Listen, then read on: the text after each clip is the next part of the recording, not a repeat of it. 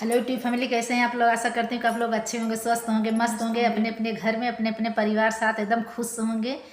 और देखिए ना, हम दोनों लोग विदेशिया निर्गुण गीत सुना रहे हैं। एकदम विदेशिया निर्गुण कहरवा धुन में है। बहुत बहुत मस्त गीत है एकदम।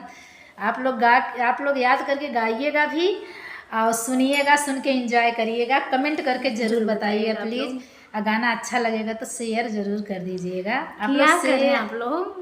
आप लोग शेयर नहीं करते हैं ना।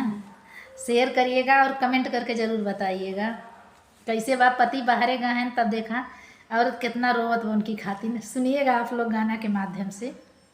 दुबई गईले बाल मारो मैं धना, दुबई गईले बाल मारो मैं धना, रो मैं धना, रो मैं धना, दुबई गईले बाल मारो मैं धना, दुबई गईले बाल मारो मैं धना। ना कुछ खाए हला ना कुछ पिए हो, ना कुछ पिए, ना कुछ खाए हो ना कुछ पिए हो, ना कुछ पिए। अरे लइके मुंगरवा पीटे चना, लइके मुंगरवा पीटे चना, दुबई गईले बाल मारो मैं धना, दुबई गईले बाल मारो मैं धना, रो मैं धना हो रो मैं धना, दुबई गईले बाल मारो मैं धना, सऊदी गईले बाल मारो मैं धना।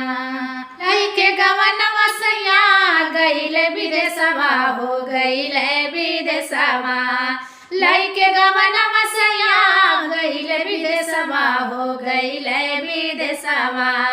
कौन सवतिनिया पे लागल मना, कौन सवतिनिया पे लागल मना, सऊदी गईले बाल मारो मैं धना, सऊदी गईले बाल मारो मैं धना, रो मैं धना हो रो मैं धना, दुबई गईले बाल मारो मैं धना, दुबई गईले बाल मारो मैं धना।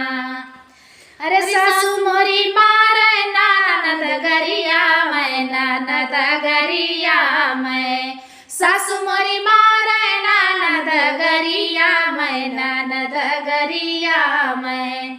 देवरा रोज से जिया रखावे पिया, देवरा रोज से जिया रखावे पिया, सऊदी गईले बाल रो मैं धना, दुबई गईले बाल मारो मैं धना, रो मैं धना हो रो मैं धना, सऊदी गईले बाल मारो मैं धना, दुबई गईले बाल मारो मैं धना, सऊदी गईले बाल मारो मैं धना।